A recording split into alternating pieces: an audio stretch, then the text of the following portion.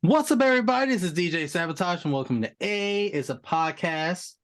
I'm here with my closest friends and confidants. CTG Martin, how are you? Bang bang. CT Martin. Oh, that's right. Yep. 87. Had to change it up, man. I was been participating in some other lives and stuff, and my original name was CGMAR10. Like, so I was like, I got to get a name in there. So at least now people are like, Mario. Yeah, they're like Martin 87. Now what you got? And I'm like, cool, I'll take that. That's how I know you're talking to me. So yeah, updated all socials. So now CT Martin 87 is out there. It's definitely shows that we were raised in the 90s. That's how we nicknamed people back then. So I'm showing the age out. I'm owning it. Sounds good. You owning it. Eat the cake, 33AX. How are you? My name is still the same, so I don't really have anything to update besides that everything is the same. I'm still the same person, and you still all hate me. So there you go. I've gone through as many name changes as she has Instagram pages, though, because about every other week I see you got a new one. So I'm trying to keep up. I don't. I only have, listen, I have my personal page, which I don't give out at all. And then I have the Eat the Cake 33X, which is the gamer page. And the one that I told y'all about on the last episode we recorded, that I made the new page for my consulting business. But that's all I have. I don't. And I'm just mad. I'm mad that I even have three. So I didn't want to put like the consulting stuff on the gamer page, because then it's like, okay, is she playing video games or is she trying to help us? I get it. I'm just saying, you have more Instagram pages than I've had cell phone numbers. So listen, just throwing it out there. I'm just changing Instagram like I changed my drawers, okay? You gotta get new ones every day. That's it. You gotta get new ones every day. That's fair. You gotta stay fresh. So clean. Stay fresh. So fresh and so clean. Listen, and I was just singing that song too. Well, you guys, today is a very special episode for all of us. As most of the world know, the original Green Ranger, Jason David Frank, had passed away in November, right before Thanksgiving. We don't want to get into the details. I'm sure you can Google it and figure it out. But this episode is more about honoring him as Jason, as a person, as the human, and also as the actor that inspired all of us to be who we are today. And like for myself, it's been the Power Rangers ever since. I gained friendships through the show. I maintain the thought of balance and never give up and always fight for what for the community, all that kind of stuff. I learned through that. My favorite color is green. The screen is green. What I drink is possibly green. Like I embody green goo. Yeah, and it was just a fandom for me. It's a fandom for me, and also carried along with my children as well. So, for most people, it's just a corny little show that started in Japan with Super Sentai. But for me, it actually, I proposed in front of Jason David Frank in our first meet and greet. So yeah, it means a lot. He means a lot to me and my family. So this episode is for him, for sure. You guys? A crazy thing is, like, I didn't even think about how much of an outreach he would have had, obviously, with his passing. The amount of people that I saw posting that, not only just like on my personal Facebook page, but on Twitter, Instagram, like large known actors and actresses and other not just people in that little community that of just Power Rangers. Like, the Power Rangers raised a generation. Like, there wasn't a kid in our generation that didn't want to be a Power Ranger or marry Amy Jo Johnson. So I mean, the Pink Ranger was everyone's first crush. The Green Ranger was probably every girl's first crush, because Tommy was just cool on the show. But the person himself was even cooler. When I did start following him and stuff, seeing how much he gave back to the fans was one of the coolest things. Of all the people I follow and stream and listen to, it's insane. his at least the last 10 years, whenever I started refollowing him again, which I think it started up when I saw a post like original Green Ranger is 12-0 in mixed martial arts. I'm like, Tommy? Like the dude actually knows MMA. Like I watched his fights and was blown away. And then I hopped on the gram, which led to Facebook and Twitter and everything else he was on. And just every other post was either inspirational or giving something back or meeting with people. And he was so genuine about it. So, I mean, a lot of people are just upset. They're like, oh, we lost the Green Ranger or whatever. The guy was so much more than that. So Right. I'm really glad we're going to dive into that. I think he's more than earned, a spot on our little podcast for an episode to talk about, because he's definitely a pretty impressive individual. I feel like this is mostly like mental health stuff because, we know how he died. And I just think that maybe he thought that he didn't have anybody to talk to. But I think that people got to you got to recognize the signs of your friends. Everybody, you can tell when your friends ain't right. And I think that everybody knows about the suicide hotline or whatever, but there's a shorter number, like, they got the long 800 number, but if you dial from a cell phone, you can just call 988. You don't have to dial the whole number, or you can text.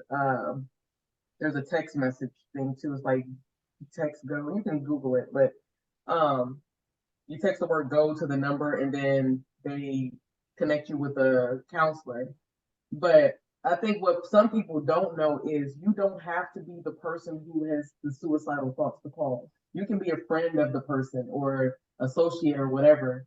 So I think that it's important for people to know that there is help out there and there are people to talk to, even if you don't want to talk to your own friend. Like, say, if I was having those thoughts and I didn't want to talk to one of y'all, I could call this number. Or if y'all think that I'm having those type of thoughts and y'all are scared about it, then y'all can call the number for me. Like, you don't have to be the person that calls the number. But I think I always been a fan of the Power Rangers, the original ones. I've never watched the new ones because I was like, yeah, right, I ain't watching that. But I don't watch like all the movies, the older ones, like from the 90s, of course. But I watched that. I mean, I watched Tommy turn from the Green Ranger to the White Ranger. Yeah. When he pulled out his dagger and all that.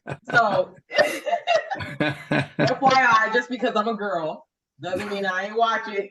That's proof right there. Yes. But I mean, I was kind of sad because I was like, dang, because we know he's not that old. Like none of them. But I don't know if y'all saw the after he died, they made this picture which I thought was cute. Somebody drew it and they had the rest of the Rangers like kind of like holding hands, but up like in the sky sitting down. You see the Yellow Ranger and the Green Ranger sitting side by side holding hands, and it's like the sun. I was like, oh, but yeah. And for me, that made it real. You know what I mean? Like, I remember when it happened, I was definitely in my game room on Twitter trying to figure it out, like make sure it's not real. Right. And unfortunately it was.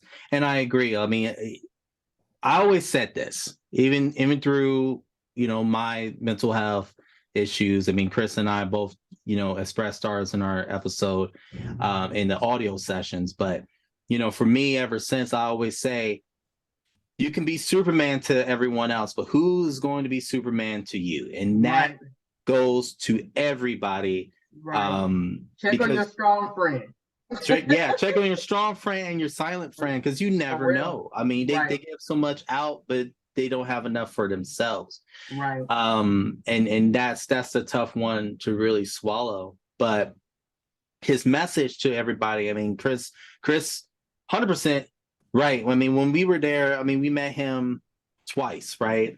We did the proposal, and then next year he remembered it. He remembered my hair braided was the the Dino Thunder logo that year. I wore the white Ranger shirt, and I proposed, and he remembered all three. He stopped the whole line of taking pictures. He's like, yeah, you got the, I remember, oh my God, how you guys are doing, And literally for 15 minutes to stop the whole line and talk to us, right? That's funny. Then he was late to his actual signing part, so we went to the signing part, and I got my Dragon Zord sign, And he stopped the line then. He literally stopped the line for another 10 minutes, just like talking to us. And the guy had to pat him on the back, like, hey, man, we gotta go, you know. Got time frames. Yeah, got a time frame. But that's how humble he was. And he's willing to listen to everybody and really gave it his all because he knew that Tommy Oliver meant something to everybody. Eric Reed meant to everybody. You know, Legends of the White Dragons coming out next year. So everything he's been doing, everyone followed and loved him for it. So, actually, I saw a thing years and years ago that say the Power Rangers are the reason that our generation has such bad anxiety. Because if you weren't living during the time when the Green Ranger was evil and was just clapping the cheeks of the other Power Rangers for like a solid week, do you remember that? Yeah. Tommy went bad, and at the end of every episode, you're like, oh. So again, this was many years ago. It was like, no wonder there's an entire generation with anxiety. The Power Rangers delivered 5 straight days to 8-year-olds who've never known if Tommy was going to come back to the good side. Right. Yes. That's pretty good stuff. And I remember the episode of the White Light, right? And you had the 2-part, and you weren't sure who was the White Ranger. Right. I remember I was with my friend Dan, and we sat there and that, Fox Kids. And you waiting for that commercial because he was right here and you about to take it off, and then Kimberly taps it out and the commercial comes back. He says, he says what he says, and we're just like, yes, he came back. Yep. And it's just amazing. To say the least, shout out to Dan. He's one of my friends back in 1993 when Power Ranger first started. Come on, y'all. And so he made a statement. He couldn't be on the show, but he wanted to share his memory. I remember growing up watching Power Rangers and playing it outside as a child. The Red Ranger was my favorite at that point. I remember watching Green with Evil, and even though he was bad, that's the Ranger I wanted to be. The Dragon Shield and Dragon Zord were, to me, the coolest things I had seen. When he became good, it made it that much better. Then when he lost his powers, it was awful, but he did it with dignity. He portrayed a character that was selfless, caring, and kind. All ideals anyone should strive for.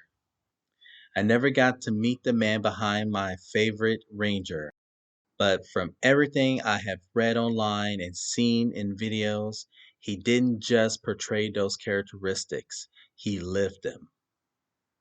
He seemed to genuinely care about his fans and wanted to be around them. There aren't many like that anymore, and the world lost a great one that day. May the powers always protect him and his family. Daniel R. Come on, Dan, I'm gonna get my cracks. Well said. Damn. No, and it's true, man. Like I said, I started following him. I don't even know how many years ago it was, and like I said, it all stemmed off of a random Facebook post. And I think the first thing I literally saw was him going on a live. I think it was Instagram story live, and he treats his fans like he's there to see them. Like, right. It's one of the cooler things. You don't see that. The only other person I can really think of that I seen that out of is Youngblood and James McAvoy. Those are just certain people that I've seen interacting with fans that act like they're excited to see them. The kid that played Eddie in Stranger Things too. Can't remember his name, but every time he shows up and sees all the people there to see him, his eyes light up. The fact like they're there, and JDF definitely had that. Yeah, like it's like whoa, and I feel like JDF probably felt that way too. After all these years, still such a committed fan base that I think he was just humbled by that, and I think he greatly appreciated it. So you could see it, you can read it in people's faces when they want to be somewhere and they don't. And he always seemed like he wanted to be there with every interaction, every time he had the chance. So we definitely lost a good one. And we're actually really excited for his movie that's still going to be coming out. I looked it up earlier today because I kept seeing it. Legend of the White Dragon. Yes. I think it's going to be good. I've seen some of the the sneak preview clip stuff that he kind of posted a couple times, and just it looks cool, if that makes sense. Like it'd be great to see like Power Rangers make a resurgence again. I mean, I know the shows have always continued on, but and obviously they made the movie in what 2017, 2018.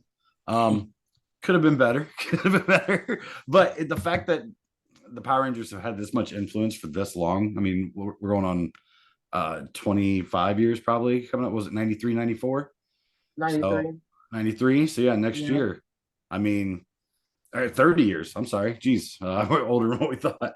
But yeah, what a cool just thing to be a part of, you know, and what a great person they got to portray that character, because like the letter said, he embodied all of those great characters that Tommy had on the show, he had in real life. So like I said, I think it was just great. And no, it's sad, but it's also life. And to what Drea's point is, the world's changing where more and more people, more of these like alpha males are talking about, like, you have to talk about your feelings, you have to be open to communicating with other men. So, you know, our generation, we just weren't raised that way. A lot of it was like bottle it up, figure it out. Right. Suck it up and be a man. Exactly. Right. And you know, JDF was 49 years old. He was raised in that same generation. So I'm hoping that we can have these conversations and teach these younger men, hey, if you're depressed or you're anxious or you're sad, talk to somebody about it. Don't run from it. It doesn't make you a weaker person. Right. It makes you a better and a stronger man. So yeah, Dre, you're definitely on point with that. We gotta let people know it's okay to not be okay. Yes, you know? Exactly. So, and to everybody, I mean, and for me, whenever I meet somebody, when I actually get a chance to talk to them, I say thank you for your art. Thank you for getting that. You know, because a lot of times it is stressful to try to be somebody, and it's stressful to be that person. And you know, I'm sure for him, he just wanted to be Jason, and everyone looked at him as Tommy. So everywhere he turned around, it's Tommy. Right. So you got to put the smile on your face. And when is that time for you to just break down, be in the corner, and be like, let me take a moment for myself, right? So anyway, I brought Justin in really early in the middle of that conversation. Justin, welcome to A. How you doing? Tell everybody who you are and what you do, and give us a memory. Give us a memory of Jason David Frank, of yours. I'm Justin. I'm a DJ. Full-time. I remember you guys said something about fuck them kids, but Look, we about to make shirts. Go ahead. Don't worry, I'm working on the shirt, y'all. Don't worry, I am working on the shirt. Go ahead. Oh God, is that what, of all the like good mental health things we've had, if that's what we get known for? Yes. Yes, it is. And I'm excited about it. People are gonna be disappointed in the early episodes. Look, so it's right now I'm like holding them back over here, trying not to be all in the video and stuff like that. But we are too, man. We are too. We all got them. Yes, sir. I closed the door on mine, so just fuck them kids. Guys, real quick, because I mean, you guys got the headphones on. Maybe I need to be a little bit more. Yeah. There we go. Got polish up, get that professional look. You know, we're nothing but professional around here. That's all we know. Definitely. Nothing all but we know. Always professional. So I just want to give my story about JDF. Honestly, like, I just want to start by saying that I've growing up, I didn't have like a father figure or somebody that can like teach me how to stand up for myself, teach me how to fight, teach me how to just do things that a man should be able to pass down to you. Or, you know, if you got a bully, they teach you how to defend yourself. And my story about JDF is I didn't know how to fight. I just knew how to talk. That's about it. Like, so we can talk all you want to, but when it came down to the hands, I'm like, my mom's calling me, you know. So my mom said I can't fight, you know, and I remember there was this one time, there's this kid down the street that always used to bully everybody. And it got to one of those situations where I couldn't back down this time, and because my little brother was involved. And I didn't know how to fight. All I was doing was watching Power Rangers. From Barney, I went from Barney to Power Rangers. So my memory just kicked into, well, as soon as it got time for me and him to have a little scuffle, I just remembered I just jumped as high as I could and just kicked him in his chest like he was a putty. What you did? See ya. Right. Hit him right in the middle where the putties get kicked at. So Oh my God. did that, and he to the I bet he stopped instantly. yes, like I just remember like him falling and hitting the ground, and my ears just stuck up. I'm like, wow, like that just worked. Like how did He's like, I'm alive. I didn't die. He's on the ground. and Oh. so That's like, awesome. I just remember I credit JDF for that. Like I didn't know how to do anything else, and now that I think back on it, I'm like I really didn't know how to fight besides watching him and wanting to be him. And if it wasn't for him, I don't know how long I would have watched that show. But he was just somebody that now that I look back on it, we don't have very many people that you want to be like, or just somebody that's inspirational, real characters. I think I talked to Taj about that a little bit. Like nowadays kids just like, I want to be SpongeBob. I want to be an anime character. And we don't have very many men that we can say, I wanted to be like that guy, Right. So Right. that's he made story. it cool. He made it cool to not be cool. That was the thing, is like, in the high school stuff, like they weren't like big popular kids. I mean, they were, right. None of them were. None of them were. They were Yeah, they were a little like bit. They were the kind of the outcasts. outcasts. Yeah. So I mean, it was cool to see that. I mean, to this day, I'll forever want long hair because the Green Ranger had long hair. Every cool anime I've ever seen, I'm like, if I didn't have the curliest damn hair in the world, I would have the coolest long hair ever. But yeah, like he made, like I said, he made it cool to be cool by being yourself, but just to be cool. Right. Like, remember when like they were having all the high school drama stuff in Power Rangers, and he was like, y'all go worry about that. I got bigger stuff to worry about. Right. So yeah, I will always appreciate him for that. That was just a really cool role and a really cool show. But also huge shout out to Justin Tootie there. Thank you. I looked at the Tribe Called Quest. Yeah, I saw that. I was like, oh, shout out to Q. Yeah. All them. Okay. We always try to make it a point of contention on this show to wear cool shirts that represent things we like, styles, and man, he did his research. I was gonna say Tribe was just right up. I saw that and I'm like, oh, this fits with what we do here so well. So nice. I was like, what would Taj wear? That's what I Yeah. It wouldn't be nothing that cool. It would be some Tribe. It would be some Tribe. It would. Yeah. I never half step because I'm not a half stepper. Drink a lot of soda, so they call me Dr. Pepper. Don't mess with me on the Tribe. For real, but it's hilarious about the putty moment.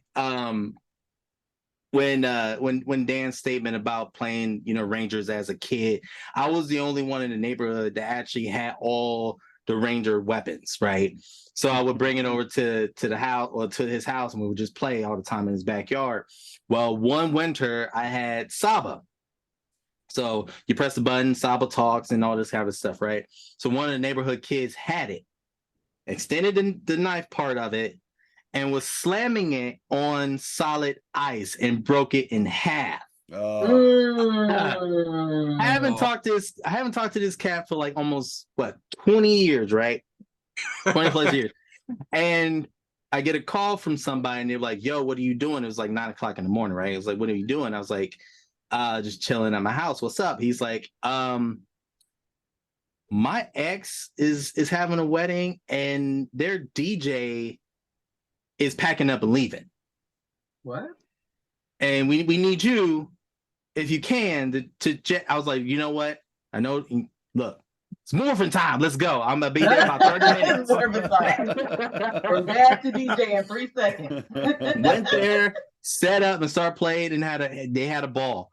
But the thing was, her groom was the kid who broke the saba. Oh, that's funny. That is hilarious. This is the story of Taj's first fight, actually. Listen.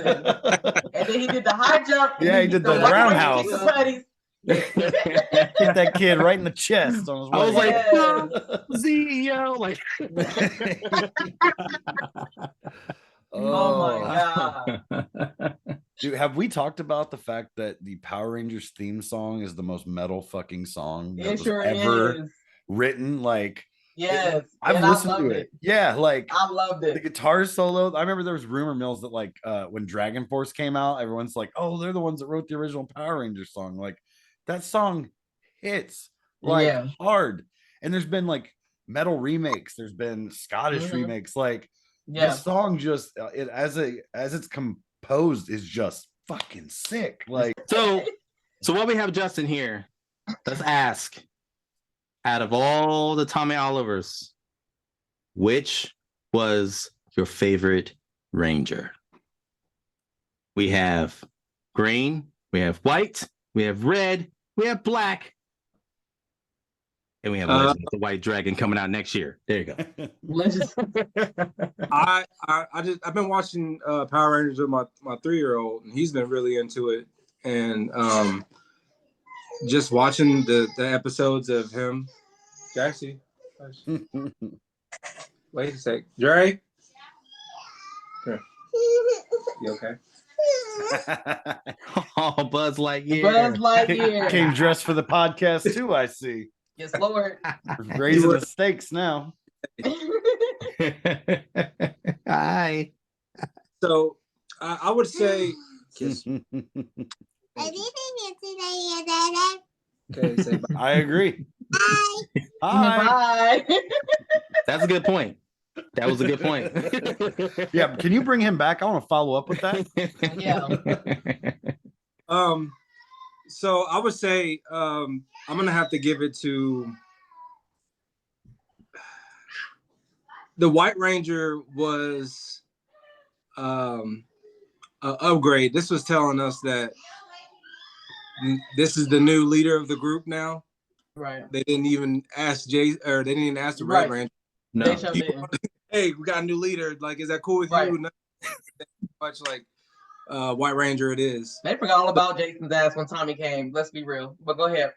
Yeah, so I'm gonna have to keep it authentic. I'm just gonna have to give it to the Green Ranger because he was in his he knew his role, he played his role well, and then when the White Ranger came, he's like, "Yeah, sorry, you guys, like it's on me now." My bad. No, the actually the correct answer to that though was every color. They were all every color. They were all awesome. Yeah. So yeah, I'm gonna give it to the Green Ranger. Green Ranger. Right. He's right though, man. Evil Tommy, man, that was 11 out of 10. He just he played it sick. I mean, he was whooping all 5 of them. He didn't even need the team. He was like, get out the way. Man, every episode I was peeing, okay? It was peeing all over the couch, just trying to figure out if he was gonna change back. Look, when the evil green came into that command center, I was like, listen, every time it went on commercial, I hiccuped, okay? Like come on, like stop the commercials and just tell us what's gonna happen next. Oh man, yeah. Pizza cake, what you think? What, my favorite Power Ranger? Yeah. What's your favorite? Oh, my favorite Power Ranger will always be the Yellow Ranger. Always. I mean, on Tommy's side. On Tommy's side? Yeah. I don't know. I'm gonna have to go with white because when the White Ranger came, listen, don't act like the White Ranger wasn't the shit. First of all, he was the shit. But I gotta go with the White Ranger. That was my shit. CT, what you got? I'm going evil green. Like I said, it just evil green. When that shit hit, man, I don't know. It just like I said, when I was watching it, I was peeing every day. Like but that's what I'm saying.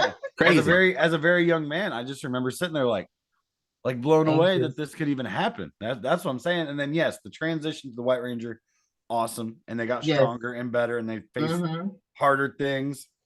But But man, that there's no reason the kids show should have had that story arc. You know what I'm Right. saying? Yes. So that's Right. why I always appreciate the Green Ranger the most for me. Yep. For me, I'm taking it straight from Jason David Frank's mouth. Tommy. That's You your gotta love favorite him. version? It's him. All of it's him. Every bit of it's him. Because whenever everyone asks him what was his favorite, he would say Tommy. But that's political statement. My personal one is the Green Ranger. I'm sorry. I love it all. But the green, Yeah, it's hard. the green is that's the Michael Jordan of all of it. That's the Michael Jordan of all of it. Yeah. People really underestimated that show because if you got to think like the 90s was such the like cultural melting pot that it became. Shows like that, Miss Frizzle, like they had people were like, it's easy to look back now and be like, there's people that dog on the Power Rangers. They're like, oh, you had what, like an Asian girl was the Yellow Ranger, a black guy was the Black Ranger, you know, and it's easy to like make those assumptions and things now, but like back then, that was representation that wasn't happening. Right. So that to me will always be the coolest. That like right at the late 80s, early 90s, and that this show was a part of that. It's easy 30 years later to look back and be like, well, that was a little messed up in the world we live in. But at the time, there weren't, mainstay Asian actors on TV. Right. There were definitely black. I mean, you're having your shows, Martin, and all that take off, but they were trying to get on that same curve. Right. It was really cool that they did that. They didn't have to. It could have just been 5 white kids from fucking Minnesota kicking clay people, and they decided no, we ain't gonna do that. So, I mean, just to kind of take the direction to do that, I thought was really cool. So, and then the shit's all Asian anyway to start with. Should have been 5 Asian. Yeah, dudes. yeah, for real. Super Sentai, man. My version of JDF, real quick. Yes. This is my other twin right here. This is the reason why JDF. Look at all this hair. Hi. And this is a boy too. Everybody says, "Is that a girl?" But is it That's light? awesome hair. That is some hair. Oh man, And that's the stuff I will never have. Wanted in my whole life. look at that hair. You can have the long curly hair. No, it don't. No. It's gonna be an afro. Taj has seen it. It ain't good. Here we go. This is why Chris doesn't grow his hair out no more. Oh God, Justin, see, That's Timberlake. Yeah, that's definitely Justin Timberlake. Yeah. Definitely. Yeah. Them curls is tight. Yeah. I didn't have to pay for that. I ain't even have to pay for it. Yeah, no, we tried. We tried a few times, And hey, Justin, don't feel bad because for all the comments I'm sure you get for your son being a girl, my girl's picking him up for being a boy because she's 3.5 and she still ain't got no damn hair. Oh damn. Oh, It'll come. It will. yeah, it will. Hey, my oldest, man, she has curls like I do, but like down to here now. Like, and it's getting so thick we have to like push it to one side. And so like I Just can't remember situated on top of her head. Yeah, I can't remember the actress's name in Girls, the one that had the big hair, and she always like did like one side braid and the other side was like swooped over. Mm-hmm. That's what we've been doing just so she can go to sleep because her hair is so big and thick. But yeah, she didn't have no hair either until she was like almost 4 years old, and now she's 7.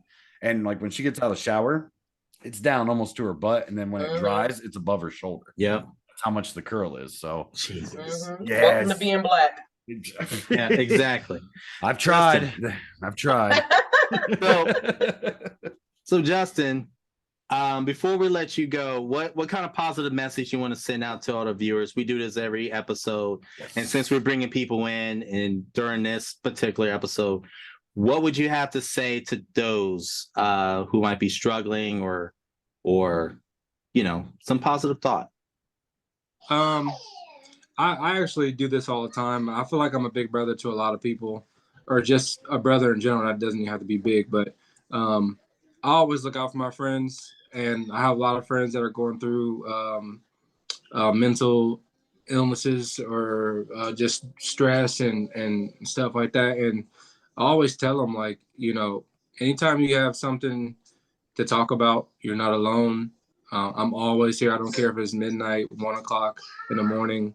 If you need someone and you feel like you're at that breaking point, you can come to my house whenever you want to. Call me whenever you want to. If you have anxiety, just having someone to be there for you is just something that a lot of people don't take advantage of. And and it's sad with JDF's situation that he was crying for help, but he only had a few people, even though he had millions.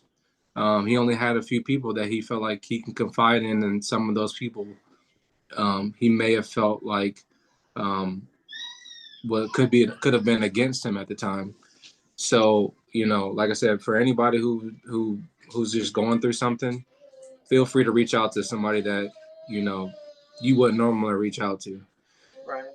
Don't reach out for some money. I can't do nothing for you there. Right. I ain't got it. I'm broke like you. But yeah, that's my positive thought for you guys, just to reach out to somebody if you need to. You would be surprised on who's willing to be there for you, and just reach out and hold your hand, And So, where can we find you? Well, you have social media. What do you got? I'm on Instagram. My Instagram is Just in Another World. I'm in the process of making my business page as far as my DJ page on Facebook. So Just in Another World on Instagram is where you can find me. All right. Yeah. Justin, thank you for coming in to A. We're definitely going to bring you back. It was definitely fun. Hilarious. Guys, appreciate you guys. Thanks, Justin. Like, damn. Rangers out. Rangers out.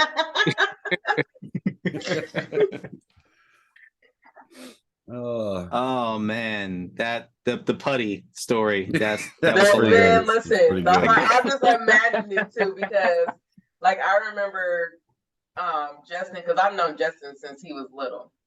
So everybody thinks that we're related because we have the same last name. So we call him our brother cousin. So that means something completely different for white folks. If y'all ever see us interacting on Facebook, like you will see me, my sister, and my brother all calling him brother cousin.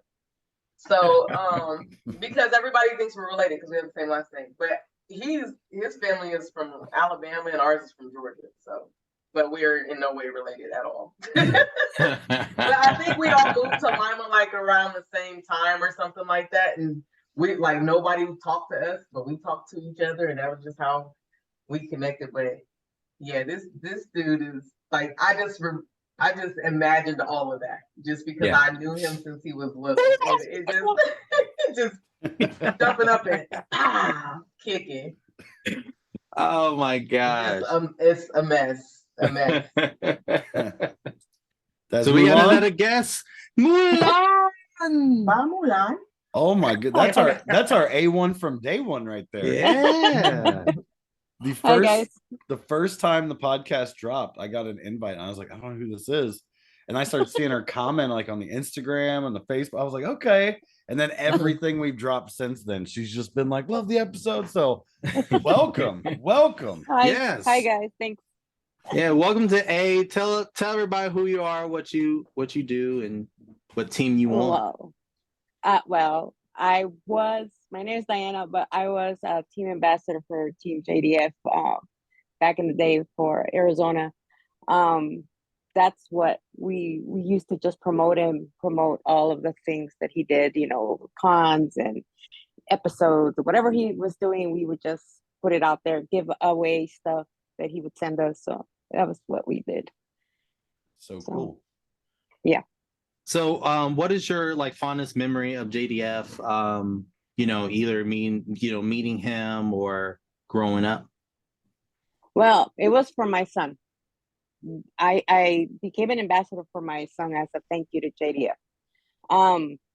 It was seeing my kid just totally go from Barney, thank God, to just seeing JDF on the screen for the first time. He was still Green Ranger, and it was all over at that point. His whole world just became Tommy. I mean, all he wanted was Tommy stuff. And growing up, seeing my kid growing up and understanding things that were happening in our life at the time. Tommy was that hero he needed. Tommy was the adult guy that took care of monsters, that got rid of monsters. And he had some toys from the McDonald's Happy Meals that I ended up getting him, and those things went with him everywhere.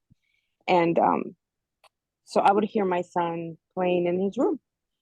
And one time I was walking by and I heard him ask Tommy to save mom from the monster, that being the ex. So that was such an impact for me to realize that this guy on a TV show that was just, you know, pretend and everything, for us grown-ups, for my son, it was a lifeline. And he just became everything to him. So to connect to Jason again, years later, I got to see him put out the invitation for ambassadors. So I sent my story into him, and I just said that I wanted to just thank him for what he did, and it would be an honor to represent him here in Arizona. And I got picked out of I don't know how many people, and we got to meet him probably in 2017. We got to meet him, and I got to see my son take his picture with JDF. And I turned around, and just in time to see them stand next to each other and pose. And in my eyes, right in front of me, he was not my grown son. He was that 3-year-old little boy that was asking him to help mom. And that meant a lot to me. I got to thank him face to face several times. We got to meet him. Always very sweet, total gentleman, total sweetheart. The funny thing about meeting him the first time face to face was he snatched the phone out of my hand. He literally just grabbed he did. He grabbed my phone out of my hand and he was like, "Oh, let's just take a picture." And I was like, "Wait." And he goes, "I know what I'm doing." He goes, "This is iPhone." And he just starts going through my phone. And he opened the camera up and we started taking pictures and we just started having fun and signed a whole bunch of stuff for me. He was just a sweetheart.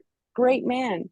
I saw it with my own 2 eyes. I was standing right there when people were just walking up and say, "Hey, I just wanted to say hi and thank you for being my hero growing up." And he'd give stuff away. He would just give it away. Wow. He was like, "Here, man, have an autograph. Here, let's take a picture." You know, it's like they're like, "But I don't have money." And I don't care. He goes, "Come on, let's take a picture." You know, he was just that type of a person. He was very giving. He was just a gentle soul. You could see it in his eyes. He was a good man. And I hate speaking about him in the past tense. I don't like it. And I'm not used to it. I can't wrap my mind around it yet. So yeah, he was a good man. He will always be that hero to my son. He might not remember it all that much, but he carries those lessons. He told me that the first memory he's ever had in life, the first memory he's got is White Ranger at a live tour thing that we took him to go see at here at the Tucson Convention Center. And his first memory in life is Tommy Oliver's White Ranger. So I think that's a pretty cool thing for JDF to know that, yeah, he made an impact for sure. A lot of people miss him. I mean, the world stopped. The world, yeah. The world stopped. Everybody knows who he is. It's just sad. That's an amazing story. Thank you so much for sharing. Thank you for that. Yeah. That's people really don't realize, you know, I'm sure when, you know, we broadcast this, it's going to be like, oh, they're talking about the Green Power Ranger. To some people, they don't understand, whether it be characters on TV, people they follow. When you have this kind of platform, your words connect and touch to so many different people, and you don't understand what, like I said, when we say it's easy to think of, like you say, 1 million people or 2 million people, you don't understand how many different people that is and like what they're going through in life. So right. To certain people, yes, a TV character is all they have. Like that's all you get in life. So yeah, my dad wasn't around growing up. A lot of my male influences of what it meant to be a man and be strong in this and that came from television. My mother did a great job raising me, but when it came to like, how do I be a man? It was influences like Tommy. It was, influences, oddly enough, like in wrestling. I'm a huge wrestling fan. And it doesn't matter it doesn't matter what the platform is that if that's what you connect and that's how you feel, it doesn't matter where it came from. People don't get to dictate how we feel about things. So to everyone else, if it's just some guy that was on a kid show 30 years ago, fine, then that's your truth. But to other people, it really did matter. It was influential in their development of children into young men. So that positive influence, I don't care. People can laugh at, make fun of, berate, do whatever they want. They can also kick rocks because to some of us, it really did matter. And it does. It does because. Yeah. Oh, sorry. Go ahead. No, go ahead, Diane. Go on. And I said it matters, and then like I told people, everybody's going to mourn this differently. Everybody's going to deal with it. We have to process all of this differently. This came out of nowhere, and it was a massive hit because no one expected this one. Absolutely nobody. And it's like I tell people, the ones with the biggest smiles and the ones that make people laugh, Robin Williams. Yes. Look at him. Yeah. And like I tell people every day, I have to find a reason to get out of bed. Every day I got to find a reason to keep going and take the next breath because it's a battle. And when people make fun of it, it's like you're making fun of the fact of something that's making us hold on to here and not take that drastic step. And and JDF was, he did influence a lot of us keep going, don't give up. And he did. And I wish. I think he was trying to convince himself. Yes. To keep going. Yeah. Like I think he was saying to everybody, but he was just trying. Like he was talking to everybody, but he was talking to himself. I think it's harder when you're a celebrity than if you're just like, for me, if I'm going through something, it's just me. Yeah. I go sit in my garage, get drunk, say something stupid on Facebook, regret the next day, call it a day. When you're a celebrity, you can't do that. Your image it involves too many other people. So if you mess up and fall off the wagon or say or do something stupid, or you even put out there that you're not mentally where you should be, it affects the lives of so many other people associated with you in a work sense. And so I think celebrities always, Chester Bennington, Robin Williams, all these people that are having mental health issues, they're so afraid of letting people down that they can't, a lot of it they can't let themselves down. I think they don't know. I think they don't want to talk to anybody that might be close to them because they think that they might be, how it's always where you'll see on social media, somebody recorded the conversation, posted screenshots of text messages that whoever said. So I think for them, it's harder to trust people. Yes. Yeah. Let's say any, especially men. And again, we talked about it earlier in the episode. Yeah. Men get it so bad. A woman has a breakdown and they're like, oh, just another woman having a breakdown. When a guy does it, they're ostracized. Yeah. I mean, ostracized. They take everything. And they make fun of them for years. It don't be like, we're just going to make fun of them for a day.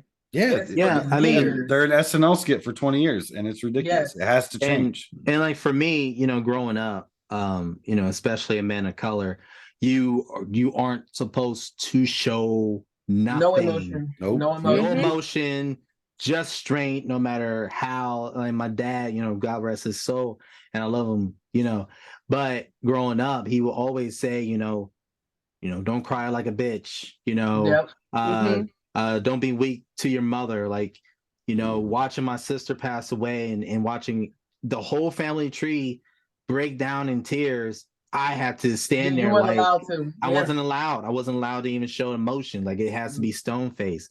So throughout those years, I had, very tough indications of how should I control emotion. And the only emotion that I could control was anger. That was the only thing I had. Like I couldn't cry, I couldn't do it. So anger was the one thing that everyone accepted me to be.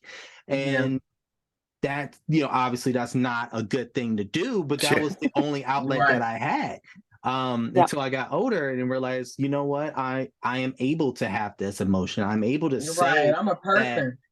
I have mental health issues. I should be able to say I attempted myself, but I went out of it. Like all this should be able to say because we're all human beings, we all have emotions, we all have problems, and you're not alone. So if you say stuff like that, you'd be like, yo, you too. That happens. Yeah. And a lot of times, and I say it again, we are superheroes to everybody else, but who's going to be superhero to you? And that is always the toughest question to ask yourself. And Mulan is right. And you can ask any JDF fan who had met him in person or not, know like what she is saying, everyone's saying the exact same thing. When you meet him, his heart is open to you. His heart is on his sleeve. He hugs you. He gives you. He makes it seem like you met him 25 years ago, and nothing happened. BFFs. Yeah, like it BFFs. was like you were catching up, with him. Yeah. Tosh, Yes. on the whole thing about even in our culture, Mexican, American, but in our culture, the boys are raised the same way. Don't cry. Yeah. Yes. Don't cry. Don't show weakness. You got to be tough, and everything. I ended up adopting that mentality because that helped me survive. Now, the only real emotion I express is rage, like instant anger, because I cannot cry. I wish I could just sit down and have a good cry for like an hour. Can't do it. My body won't let me. My brain is wired for me to just 2 tears, shut it off, and then you keep going. But in our culture, in our culture, it is very much of men don't cry, men are tough. You cannot show any weakness, and I ended up adopting that because it helps you survive everything. And I ended up, unfortunately, I ended up trying. I taught my kids the same thing, but then I was like, nope, you can break down in my room. You can come into my room, do whatever you need to do to feel better, and then you'll be okay. But yeah, it's very cultural in our. It's just we need to teach guys it's okay to cry. It's okay to feel sad. It's okay to get help. Yeah, This is because what you we can't really hold need that, to you get can't hold get all that help. in. Like I feel like sometimes you gotta hold it in till you get to a certain spot, but you can't hold that in for years. Oh yeah. No. I have. Yeah, I have, and it's just like, oh, okay, we're gonna go. Okay, everybody's sad, and I'm just sitting here going, okay, I know I should be sad, but I can't be, and my body won't allow me to do it. And with this whole thing with JDF, I've had a few times where I have broken down, and I'm like, oh, okay, this is kind of feeling like normal to me again, but not completely. I still will not let that whole wall down. Because I know that I needed to survive. I needed to just keep going, whatever I have to do. So yeah, but it's in our culture too. Don't cry. You are a boy. You are not allowed to cry. You need to man up. You need to be tough. You need to be this. And anger is the only acceptable emotion for boys to display. And we need to change that. We really, really do. Right. We do. You guys think you had it tough. I was raised a white male. Oh, poor you. For like that half second was all I wanted. I just wanted just kick him out. I'm sorry. When the door is that flimsy, you gotta kick it in. I'm like, damn, everybody's got it way worse than I did. What the fuck am I bitching about? But no, you guys you're not wrong. Like I said, yes, this is the one time where being a man, you don't get some advantages in life. Is that you got to be tough. You're not supposed to touch in your emotions, and I think we're rounding a corner on that. I think the generations right below us are starting to be like, no, actually, I just don't like this. I'm not happy, and I'm like, what? You're not just pitting it up and getting drunk every night to deal with it. You're like expressing you're not happy. I'm like, yeah. So like, I think that change is coming. But I also think, especially like in our generation, we got to, because it's very much guys my age, a little bit older than me, that when people are starting to be like, even talking about work, I caught myself the other day, like, man, these fucking people don't want to work no more. I'm like, I got to stop saying that. That's not true. They're not happy in what they're doing. So yes, they don't want to do it anymore. So we got to change our mentality too. It's not just what we can accept. It's what words we throw out in the world too, because we are influencing the next generation as much as we are trying Yes. to, you know, coach them into what's okay. They look at us for that guidance, and it's so weird to be at an age to think that. But I mean, everyone I work with is 21, 22 years old. I keep forgetting I have 15 years on them. So I'm Yeah. used to being the kid. I'm used to being the young guy. You know, with the old guys like you, old heads don't think You're about the nothing. responsible Now- adult. Yeah, now Yeah, right. I'm the one they're coming to, like they're complaining about stuff. I'm trying to give them life advice. I'm like, shit, I got to take this serious, because some people, I was very influenced by the people I worked with growing up, and I took things from them, and I got to realize I'm in that same position to do that now. So we have to be the voice of change if we're going to change it. But Absolutely. yeah, and I think that's, you know, again, it's terrible every time something like this happens, because it seems like we keep having the same conversations. Like I said, the lead singer of Audio, Chris Cornell, when he went, we had this conversation. When Chester Bennington went, we had this conversation. Robin Williams, I mean, countless others. You have all these great people that, I mean, Mac Miller, I saw a picture of like all these guys in a collage, are all laughing, and it's like, this is what depression looks like. And it was like, Yeah. it's so sad. And, you know, and that it's even harder is that it's not like you can just go up to every single friend you have and be like, hey, I know you're always in a good mood, but are you fucking miserable? Like, you know, like But I think that if that's your friend, you can tell the difference. I think so too. I mean, it's a lot of, because I mean, I'm sure that people that were around Robin Williams, since we brought him up before, I'm pretty sure people that were around him knew he was depressed. Like, they could tell something is different, because you can smile all day. Like, for real. For example, I remember I'm talking to Taj face to face, and he asked me if I was okay. I'm smiling like a motherfucker, but I was not okay. Yeah. I wasn't. For real, ask him. We sat here and talked about it for a good hour. Yeah. I was not okay. Yeah. I was smiling, but he knew that I was not okay. Like, I've done that. Yeah, and sometimes all you gotta do is that. open the door a little bit, and somebody will kick it right in for you. And another part on it too, even if you know, even if there's signs, they have to let you know. Yeah. They have to admit that there is a problem, even if they're saying it, even if there's like mentioning certain things or signs, there's little keywords, and you catch it. Yeah. And they're not used to people catching it. So when they catch it, they're like, I don't know what you're talking about. I'm fine. I'm happy. Like, for example, I can say that. So it's difficult when someone does catch it, because it's one of those moments where it's like, where do I go from here? Should I should I make this person feel like a terrible asshole, even though they're not? If I say, yes, this is my reasoning, because I don't want to hurt them, because it's not about them. It's not about anyone else around. It's about the hurt that you have inside, and you want to get rid of this hurt, and you just don't know how to get rid of this hurt other than what it's telling you in your head. Things get foggy. Exactly. It muddles. It muddles. Yeah. It's like when people get drunk and they always say, well, I blacked out, I don't remember. It's like that. Yep. It's like that. Yeah. Yeah. When I was working, I used to work at schools. The last school I worked at, it was very much of take a deep breath, walk it off. When I would have a moment where I was just like, I'm not okay. You know, I'm not okay. I'm stressed out. They piled a lot of things on me. And I was just security. I was just doing security at the school, and they piled a lot of stuff on me. And it was always just take a deep breath and walk it off. Or it's not that bad. Others have it worse. And you're not being a team player. Everybody wears many hats. All of these excuses that they tell you. And you're sitting there and you're having a breakdown, and you're telling them, I want to go home. And they're just like, no, we need you to finish out your day. You can't go home. And you just have to suck it up and go. And then that's when I learned to just, when they would ask me, hey, are you all right? I'd be smiling. Yeah, I'm fine. I'm just tired.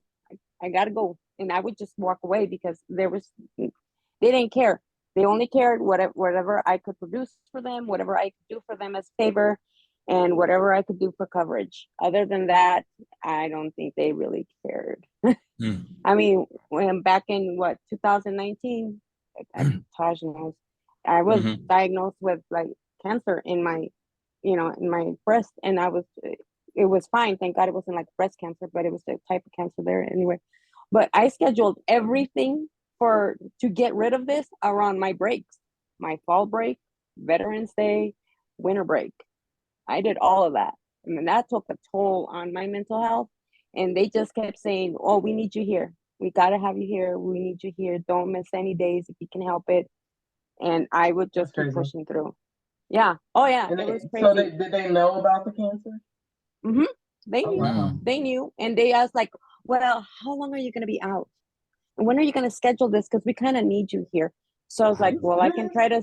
Yeah. Oh, yeah. I scheduled everything around any time off. My biopsy was during fall break.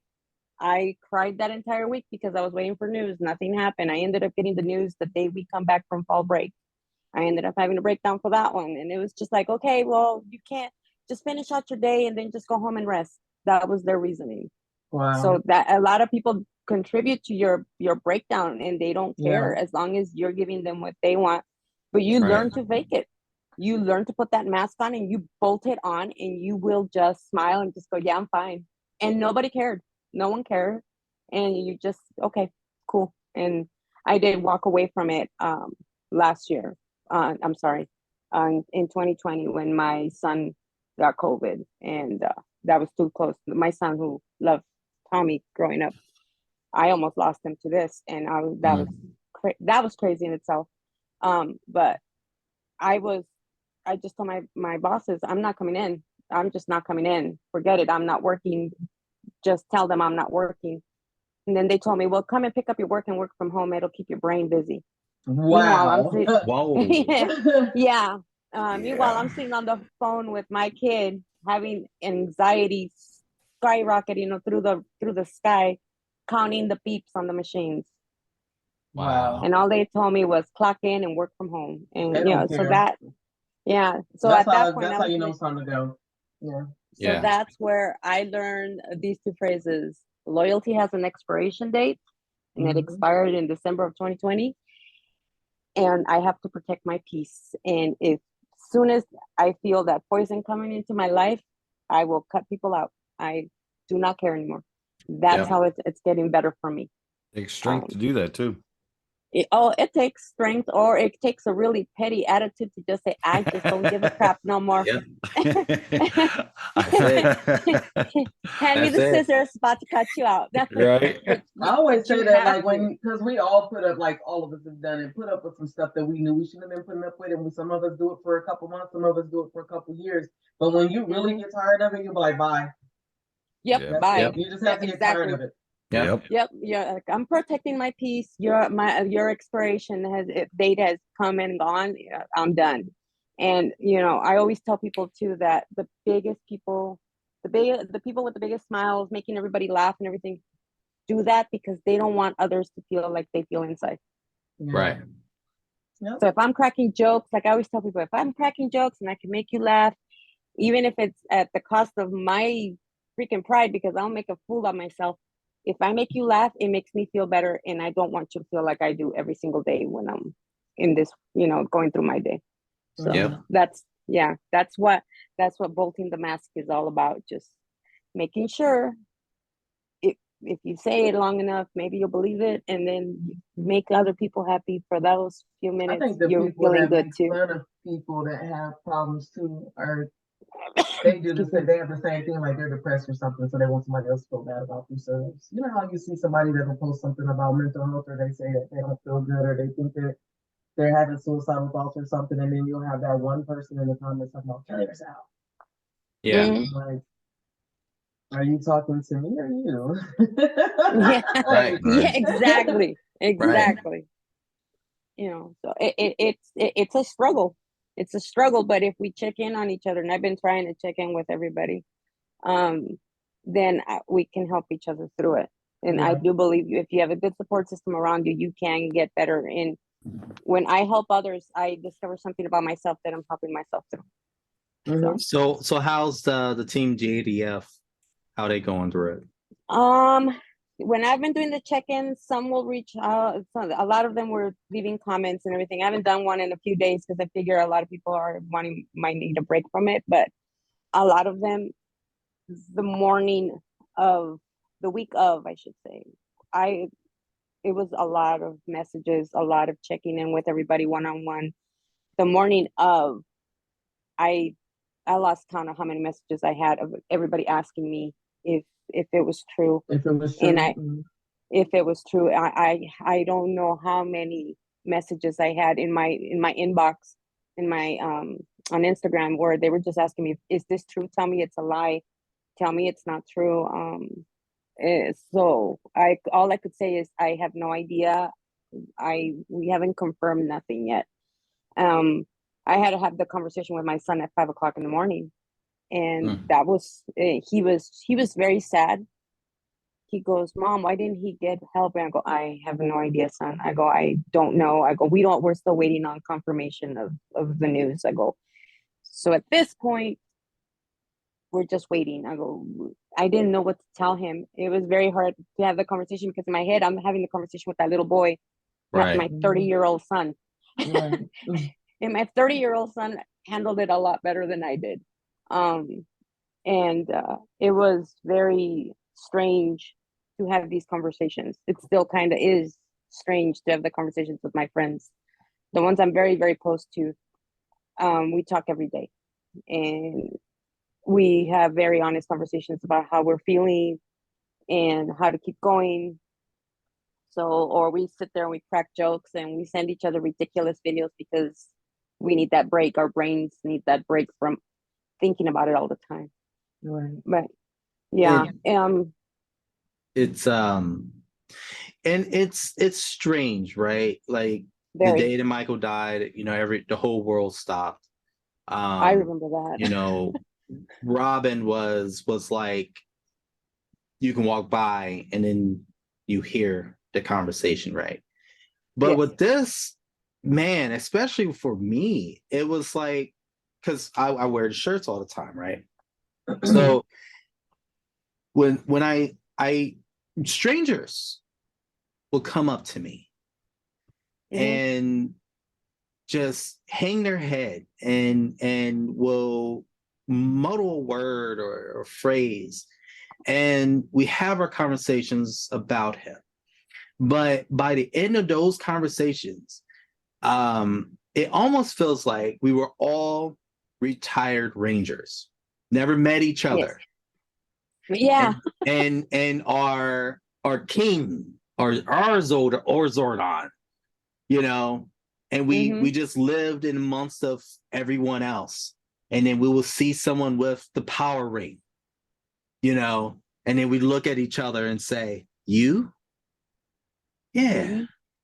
And then we have this sentimental moment, and then we leave. Like it was just connection that I don't know. It's hard to explain, but that's the only thing I can think of is like retired Rangers, and we just happen to see it's like lost space, right? Yeah. Zio. I'm Zio. Yeah. You know what I mean?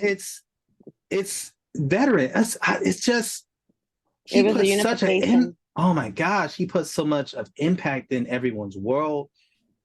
And I know he knows it, but it's one of those things that I wish I knew he knew, Yes. Even my brother and my sister, who, they saw my son's they saw my son growing up watching Tommy, and they even reached out and they said, are you all right? I'm like, no, I'm not okay right now. But my brother, it was a few days ago, I showed him some video on Instagram, and it was the Power Rangers thing, the original one, and he goes, that is so sad. I can't listen to it. He goes, I can't. And I went, why? And he goes, because it's connected to Jason. He goes, I can't wrap my mind around it. I don't believe it. And even my brother, he was a grown adult when my son was into Power Rangers, and he created an impact because the parents or the older relatives of the kids are feeling that one too. It's not just the kids growing up that grew up watching Tommy. It was the parents who saw, all of these actors. It was like when I found out about Twee. I was devastated to hear that she was gone. And but it was. This one was, when you think Power Rangers, you know that the first person they're always going to think about is Tommy Oliver. Period. Yeah. It's always going to be Tommy. That is the Ranger.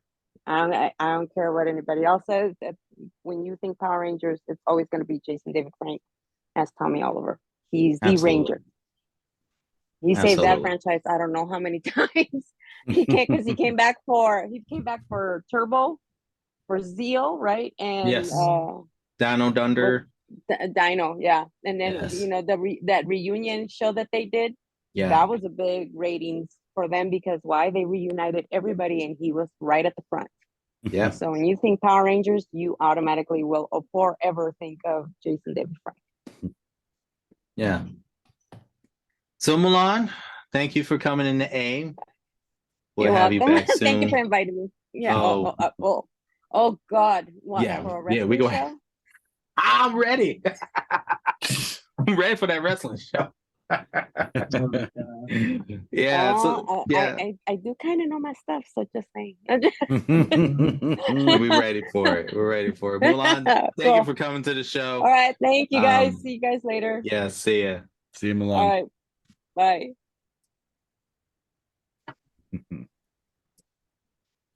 So crazy, like just how people just feel about. Her story was sad. Y'all have to make me cry. I was gonna say, I was gonna say, girl, you are. I was gonna say, cyber, Tommy. Quit covering your pain with humor. Stop it. So I forgot to ask Mulan, but yes, you can catch Mulan on Instagram. It's Mulan_1998, and that's where you can find her. She does, and you also the same handle, Mulan_1998 on TikTok. She does a lot of artwork, the sugar skulls and the Day of the Dead stuff as well. Very talented individual. Yes. Very talented. And like I said, I think like other than my mom, our first fan of this show, like reached out on every social I had and was just like, love it, love what you're doing, love it. I'm like, oh, what the hell is this? Like, and then has been listening ever since. I mean, ever since we started this thing. So nobody messages me. I just read y'all's comments. Yeah. Well, I saw somebody on Taj's page saying that they don't know how to make sure I see the message or something. I'm like, I see it. Oh yeah. Yeah, I remember. Chose not to respond. Oh, it's good stuff. All right, so let's I was gonna say what else we got playing. Yeah, it's very heavy. I gotta pee real bad. Yeah. So it's very heavy episode, but it is very needed to say.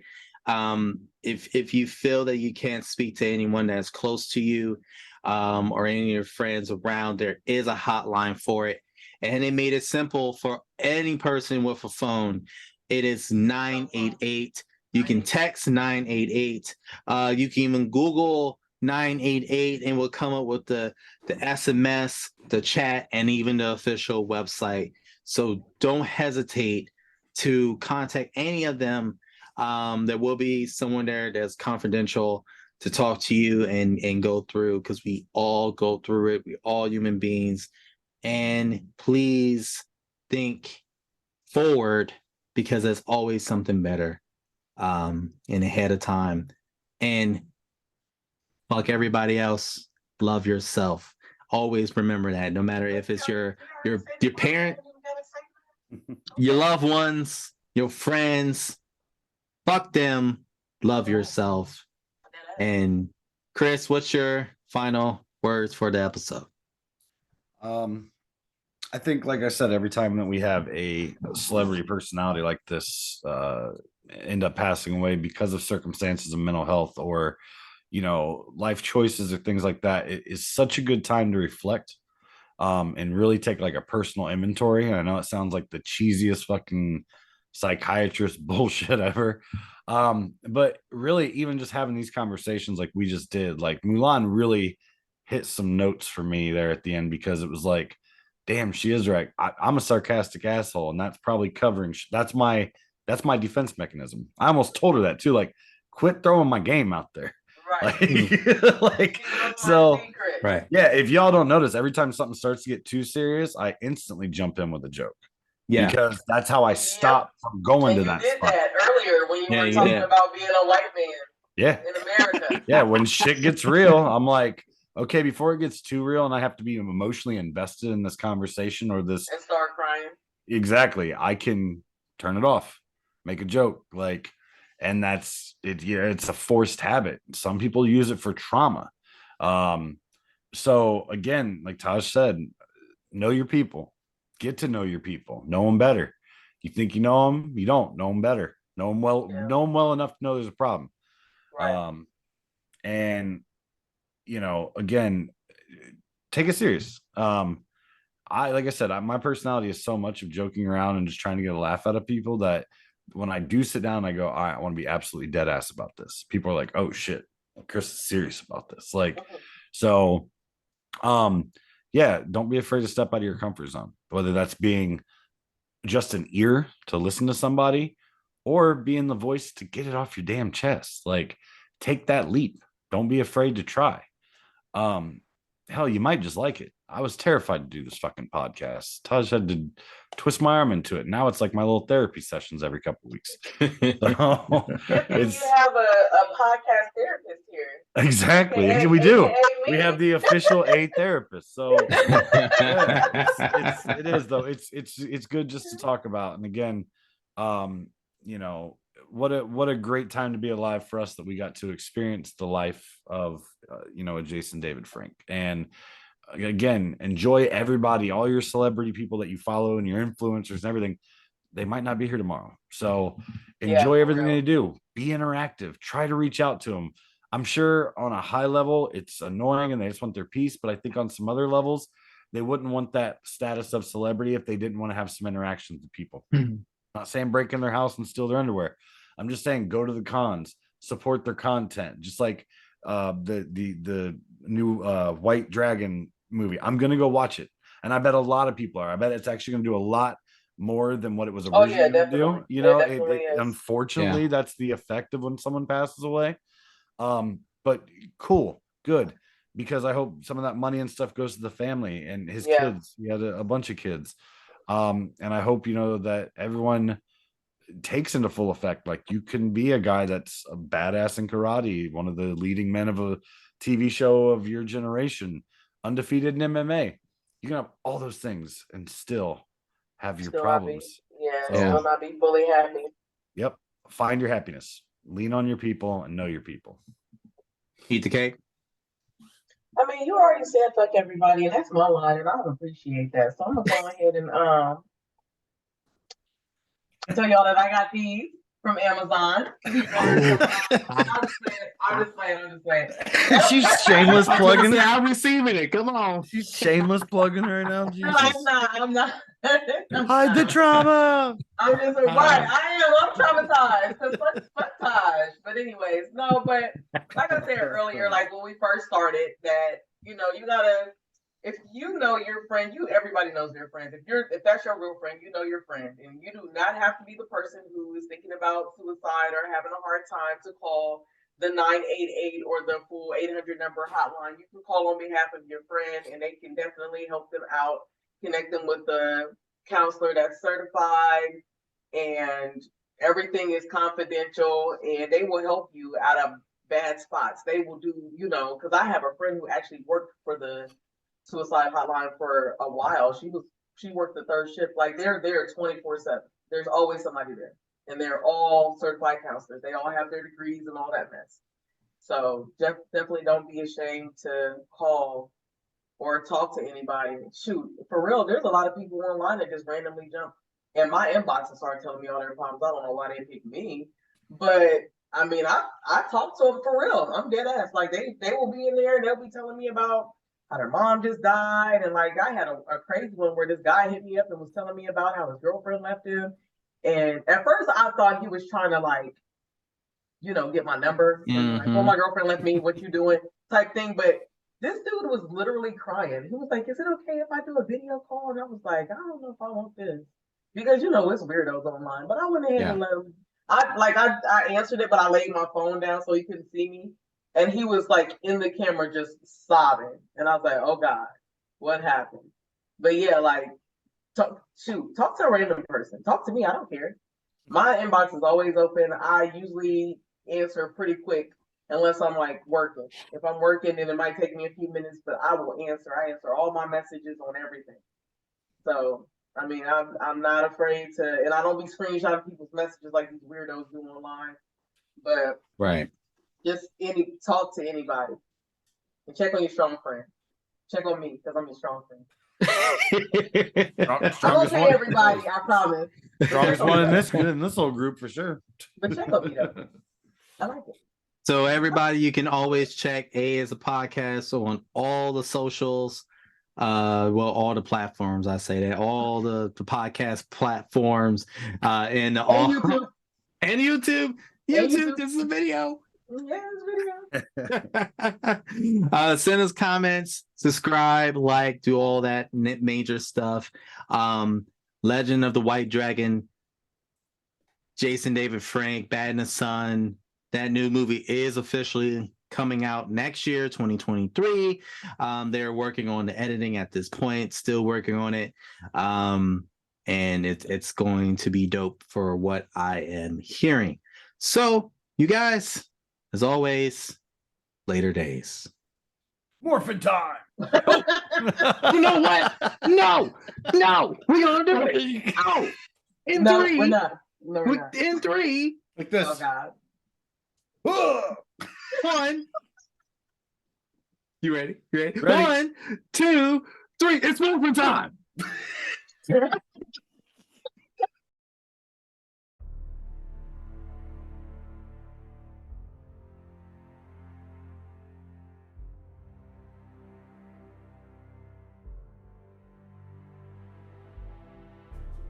Jason David Frank was my friend. He was a friend to a lot of us.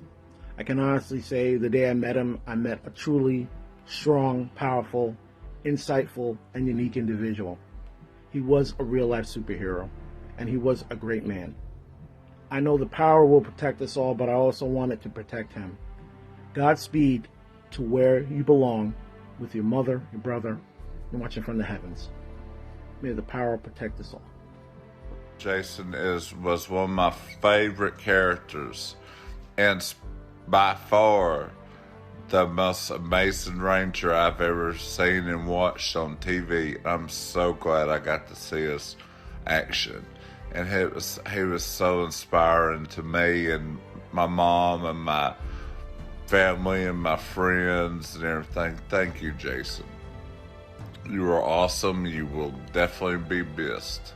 JDF, what an amazing person he was. I can honestly say what a great friend he was.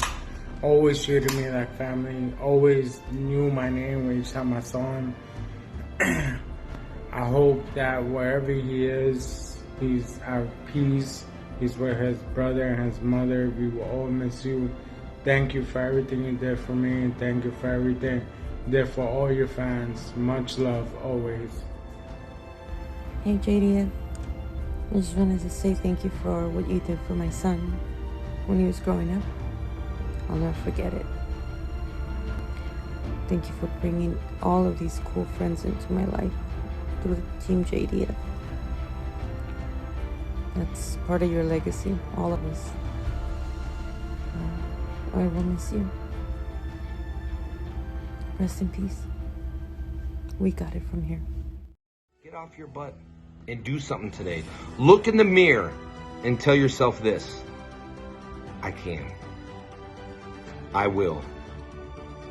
That's the most important thing to succeed. Success is not all about money. Success is about happiness. So if this video touched you and you feel this video in your heart, tag a friend, because I'm only here for me. So if I could be here for me in order to succeed and be happy in my heart to share this message, then if it works for you and it touches your heart, send it to someone else. This is all about depositing in your emotional bank account. Do something good for someone today. Tell them you are awesome. Tell yourself you are worth everything. Everyone is equal. Doesn't matter who you are. People come up and say, man, you're my first celebrity I ever met. I'm not a celebrity, I'm a person, just like you. So the most important thing is follow your dreams, go after it, and follow the 4 Ps. You got the purpose, you got the passion, you got to have patience. And next will come profit. But who cares about profit? You can't take it with you when you die. But what you can do is leave a legacy. A legacy behind. When you're gone, people say, hey, I remember this dude. And I remember what he did for me. So, are you going to leave a legacy behind? If you do, let's do it today. I love you all, man. We'll see each other again soon. Your friend.